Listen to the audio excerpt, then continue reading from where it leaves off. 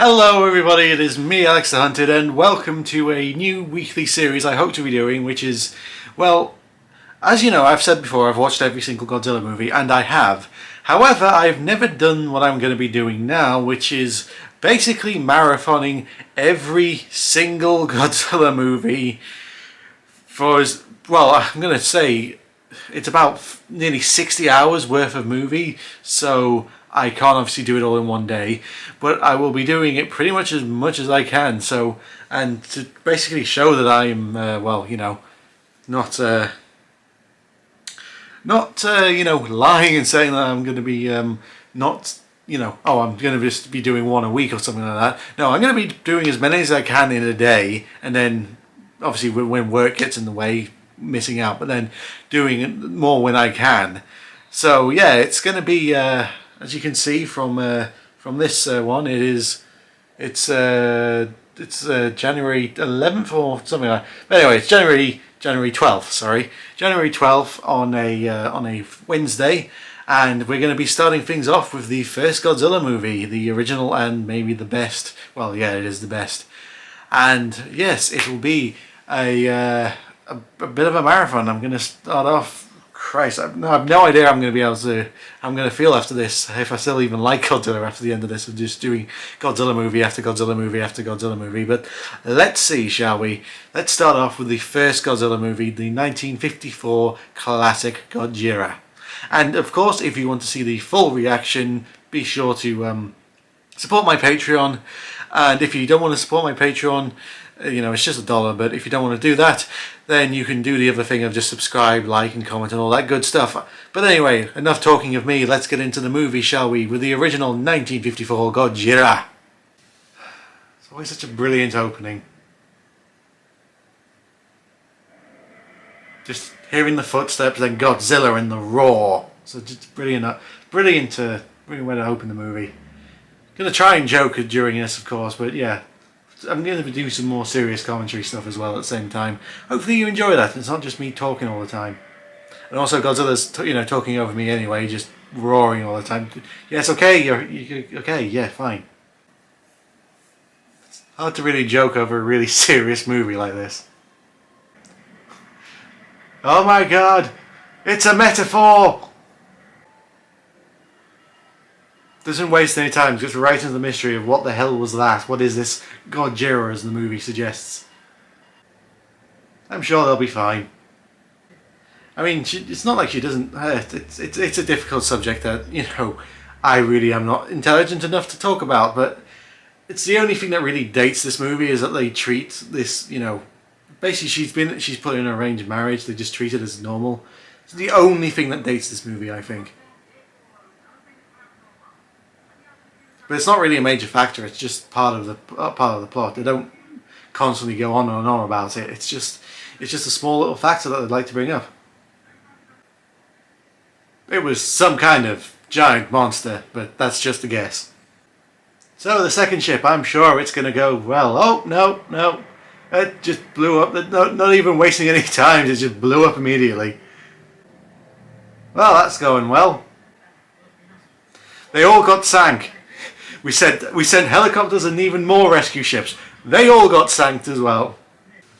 It's hard to make jokes during a really serious thing of, searching for survivors and stuff like that. How many more ships are we going to go and sink? No, it also is a great way of showing the, we're using Godzilla as the metaphor for the atomic bomb because, it just comes for everyone. Even the people that thought they were saved from the nuclear bomb / Godzilla, they died eventually too. Godzilla is inevitable in a way. Like that death is coming. Oh, that's something. The crazy old man. That's how I remember. Oh god, it's the crazy old man on the hill again. Run! Very interesting how this. No, this was in the 1950s, and it just shows that it's showing the very rural side of Japan, the very very basic and very sort of tribal in a way, how they do fishing and how they use equipment and tools and stuff like that. Very interesting. Keep slapping him, that'll get him awake. Like stuff like that. Like I wonder how much of that still exists in Japan. Like that just traditional fishing, like stuff like that. I bet it doesn't really exist anymore.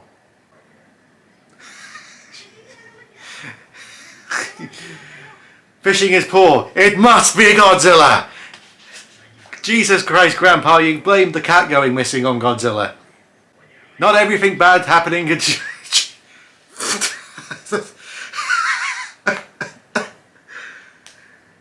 Amazing how just instantly willing he is to go to, we must kill a child, a small girl.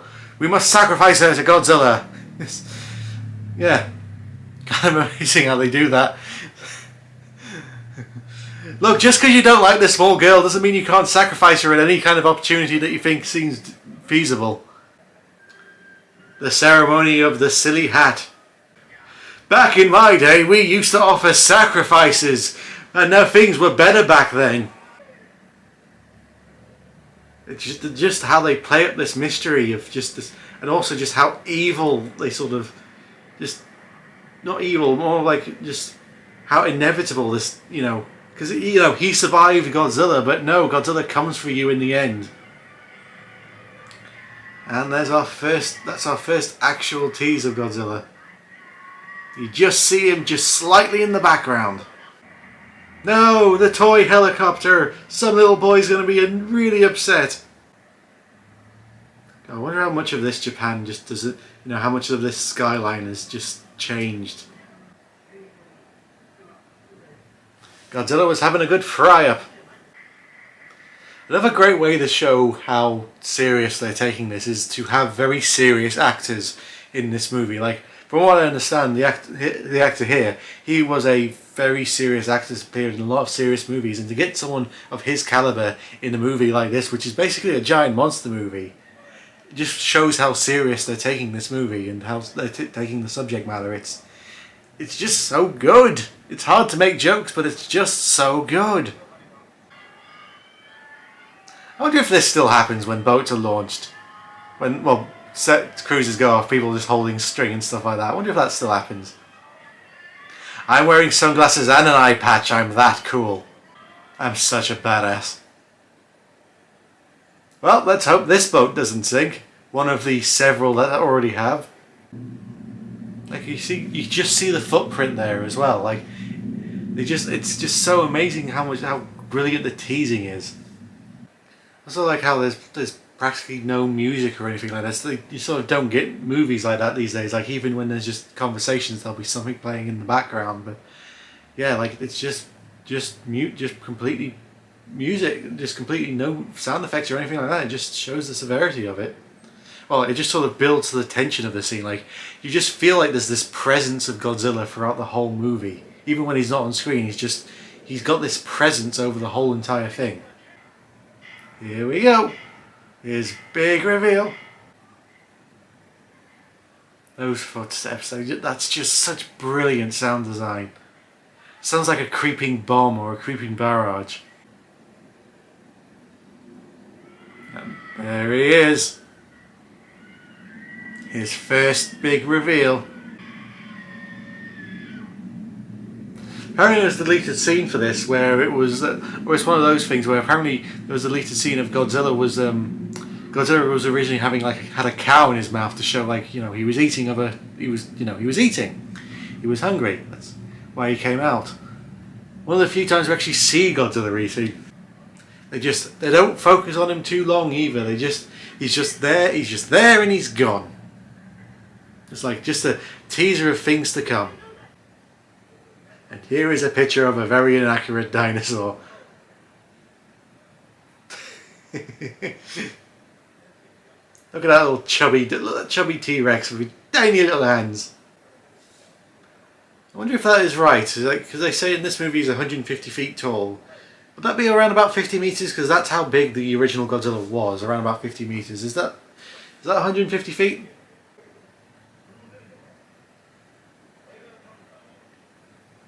That's why I brought it into this room full of people. It's strongly radioactive, So I just brought it in front of all of you. Also means that no matter where Godzilla goes, even if you survive him, the radiation he's highly radioactive, so wherever he goes he will just basically make inhabitable. Just shows that, again, very much like the atomic bomb.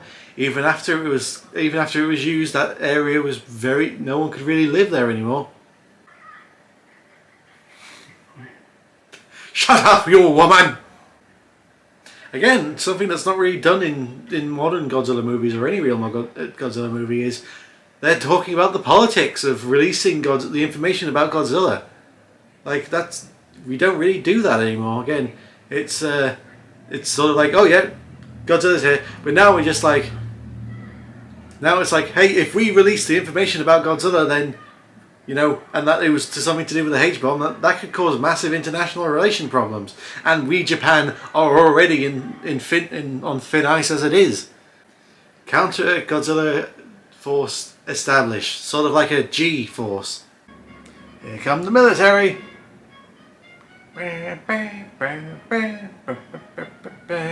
to bomb the shit out of the sea. Now here is all the stock footage of World War II.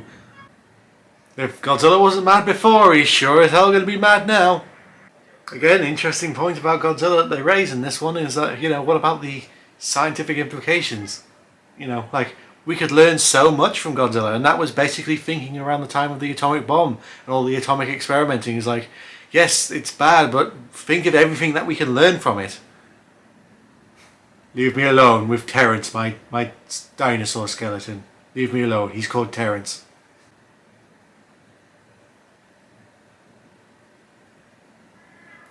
See, it's shot like that, a scene like that. No dialogue really needed. Just a man sitting there in the darkness, just being torn up in deep contemplation. Can I join the party boat too? I want to party. I'm here to party. I get my groove on. That's the voice I'm going to give Godzilla now. What, you don't want me to party, do you? Okay, goodbye. If we can't kill Godzilla. Like, I mean, they said, like, the H-bomb can't kill him. And that leads into the other theming of this movie of, to defeat a weapon, a really terrible weapon, you need an even worse weapon. I'm still in this movie too. I really have nothing else to do, but yeah, I'm just sort of here still. Hi. So we're going to bring this reporters to tell you about, you know, ask you about this mysterious thing that you might have discovered, and then I'm also going to tell you to use that time for you to go and break up with him. It's going to be a brilliant day for him. You can poke him with this umbrella while you're at it. Shirazawa's laboratory. Reporter, get out of my laboratory. That's my Dexter impression. Was it any good? Love how just this instantly bad. It's like we've been told that you had some German friends and talking about some discoveries that you made. I don't know any German friends. I don't have any German friends. Shut up. I have no idea what you're talking about. It's almost like you've created some sort of doomsday weapon or something. I mean, you know, you're wearing an eye patch, so you're probably evil. You know, probably have your evil downstairs laboratory where you have all your doomsday weapons. I'm sure you'll love whatever I'm sure you're gonna love what I'm about to show you. In my downstairs evil laboratory of evilness. I mean, let's not be honest. He would probably be, if it wasn't for Godzilla, he would probably have been, you know, be plotting to take over the world soon and have James Bond come to kill him. Look at all my fish. I love my fish. I want no harm to come to them. Oh wait, I'm about to have a lot of harm come to them. I'm sorry, honey. I thought you would have liked my fish blender, my giant fish blender. Okay, let's just, let's never talk about that again. I think we should see other people. I don't know what you're talking about. No German friends. Everything's all right. No, I didn't see any German weapon of mass destruction. I didn't see any, you know, sort of oxygen destroyer or anything like that. No, just leave me alone. Goodbye. Hey, honey, did you see anything horrifying today? Ah, this looks really lovely. I hope no giant monster comes and ruins this evening. Oh dear. Why, hello, I have returned. Is the party boat around? Oh, please, don't embarrass yourself. You're just wasting ammo. It's just like, it's not even a tickle to me. Yes, here I am, here to destroy your city. It's going to be a brilliant night of fun.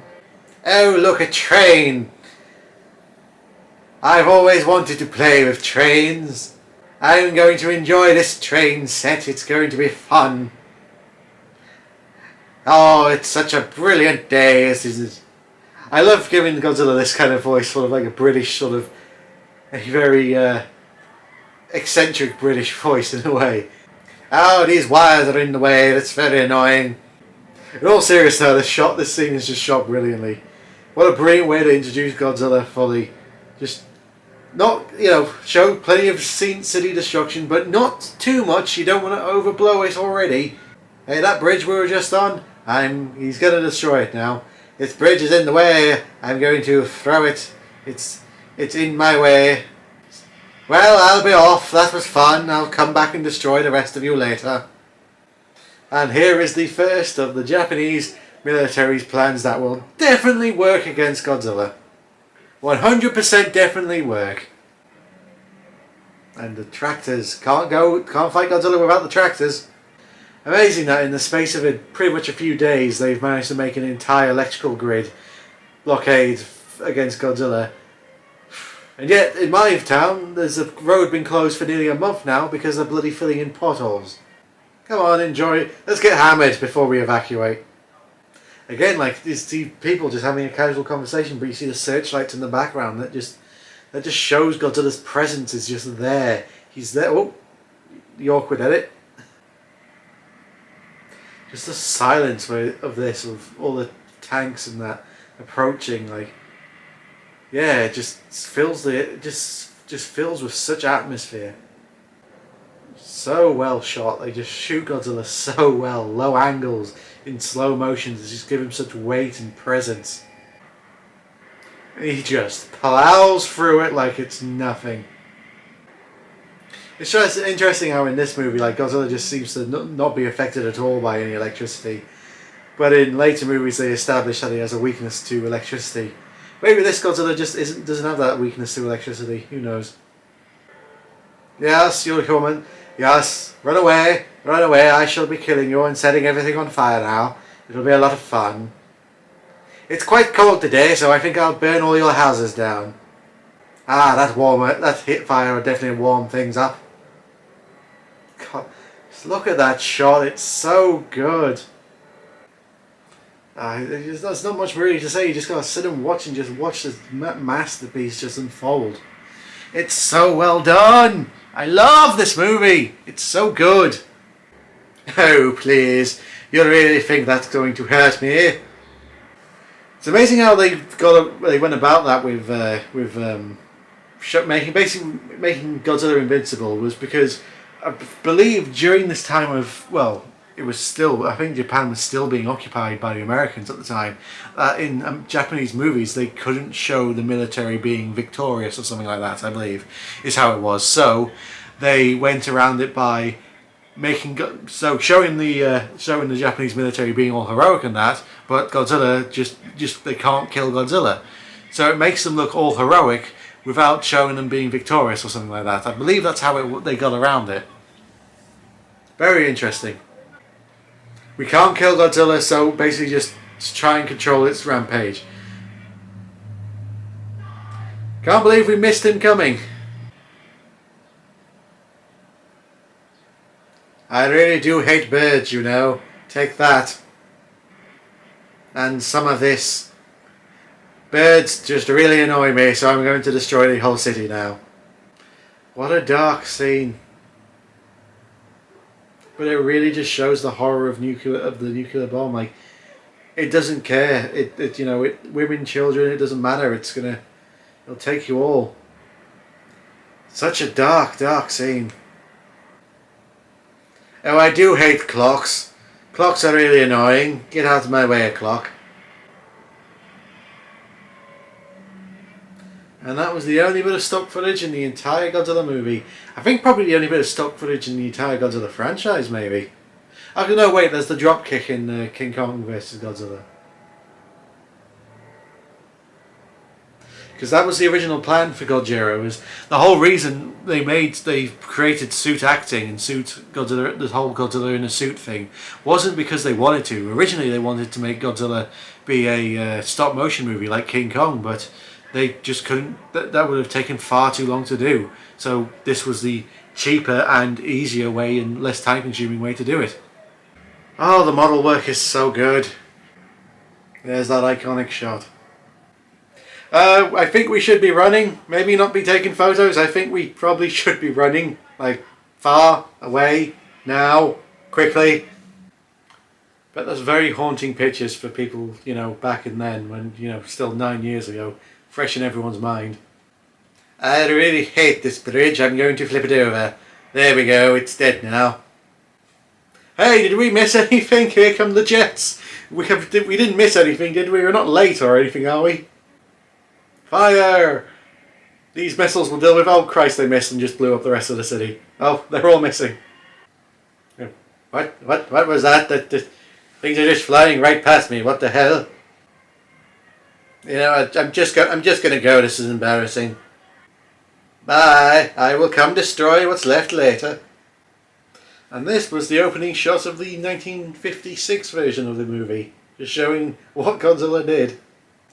Again, something that we don't really see nowadays in Godzilla movies or any kaiju movies, is just the aftermath of what these kaijus did. Like, they're showing like all these kids are radiated. So yeah, even though they survived Godzilla, they're not gonna have a good life. You know, they're probably gonna die in a few years of radiation poisoning.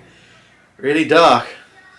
Amazing to think where Godzilla goes later down the line. How we see him in, like, you know, later movies like The Hero and all that. And first movie's got shots like this where it's a kid crying over the corpse of a dead mother. Really is hard to make fun of, to make jokes about. There's nothing she can do. Like, she's after seeing all this death, all this destruction, all this just waste of life, that she can't hold this secret anymore. She has to tell someone about it. Time to see the fish blender again. The oxygen destroyer. It destroys the oxygen in the water. See, that's what it does. It is not a bomb like they do it in King of the Monsters. I love how this is like, he didn't set out to do this. Like, he wasn't going like, I'm going to make a doomsday weapon. He's like, I was just, you know, trying to discover what I could about oxygen, and I accidentally stumbled on this. And that sort of annoys me in King of the Monsters, how they, you know, this movie is basically all about the oxygen destroyer and how it's you know, how only a worse weapon can defeat something that's you know, only a worse weapon can destroy a weapon, and you know how the ethical conflict that it brings on our main characters. And yet in King of the Monsters they just act like, oh, yeah, the oxygen destroyer, that's just a, you know, yeah, we just made that. We're just going to go use it now. And it's a bomb. Do you want to see my miniaturized fish blender? It's great using the moral conflict of this movie. Just, you've discovered something evil and it could definitely kill Godzilla, but, you know, once he uses it, all the other countries want it. You know, they're going to want it, so... It's something that once it's used, you've opened Pandora's box in a way. The A-bomb, the H-bomb, and more likely, if the oxygen destroyer was made into a bomb, it would be called the O-bomb. And I have a secret lair I want to build, you know, and I want to hold the world ransom to it. You know, I had this whole evil scheme and, you know, a whole villain base sorted out, and I was going to try and kill James Bond. You just come and ruin my day. And just to make this even more depressing, a really sad montage with really haunting music. Just for you. Well, the depressing girl singing has changed my mind. Mind's made up. I think from this point on, like, he knew he was going to die. Like, he was like, I'm going to use it once, but I'm going to make sure it can never be used again. This has been my only job in the movie, is to point this thing at things and say it's radioactive. I am trying to heroically sacrifice myself. Please don't join me. Such a great shot and such a simple but yet iconic design for the oxygen destroyer. Like, there's no real it's just so basic looking. Like, you know, it's but sleek and it looks really good. I wonder what happened if you use an oxygen destroyer in normal air, like above sea, not in the ocean, like in the normal atmosphere. I wonder what would happen. Imagine these underwater shots, which were probably actually done in underwater, most of them anyway. Probably would have been a nightmare to film back in the 50s. How do you shoot underwater in the 50s? Not easy, I'm guessing. I like also how they don't... The music isn't in any way triumphant or anything like that. It's very somber, like we're doing something that really, you know, in essence is evil, but we kind of have no choice. We have to do it. Oh, what did I do last night? I didn't do something stupid that'll get me killed, did I? Well, who is this? Have you come to give me gifts? And there it goes. There's nothing really else to say. It's just such a somber scene. Okay, who let off the toilet? And there he goes. Dr. Shirazawa. Why, what did I do to you to deserve this? Oh no! Please don't turn my skeleton into a giant robot. And there goes the first Godzilla. Never to return again. It's actually, it's very interesting that in basically nearly 70 years of Godzilla, they have never done, like, it's been proposed, but they have never done a Godzilla versus the return of the first Godzilla or something like that. They've never done, it's been proposed, but they've never brought the first Godzilla back. And again, this ending, like, there's no big celebration that they killed Godzilla or anything like that. It's, yeah, we did it. We did what we had to do. Good way to set up a sequel, but also have a sombering note. And that's basically the message of the entire movie, is Godzilla is a weapon, and we keep creating weapons like Godzilla, we'll just get more Godzillas. And that was the feel-good movie of the summer. Oh Lord, that was, yeah, still a masterpiece. That was the original 1954 Godzilla. It is still a masterpiece. Still objectively the best movie in the franchise. Yeah. Always nice when you start off a movie marathon with a really, really dark and foreboding and sombering movie. That puts you in the right mood to watch another movie, doesn't it? Well, that's that for this one. Of course, if you like this video, be sure to like, subscribe, and if you want the full reaction, be sure to support my Patreon. Just $1 and you'll get the full reaction. Well, the full reaction that's sort of cut into two parts for this one because I had to do it in two separate recordings. But anyway, I am Alex the Hunted, and I will see you guys next time. Bye-bye. On to the next movie. I feel absolutely fantastic after that.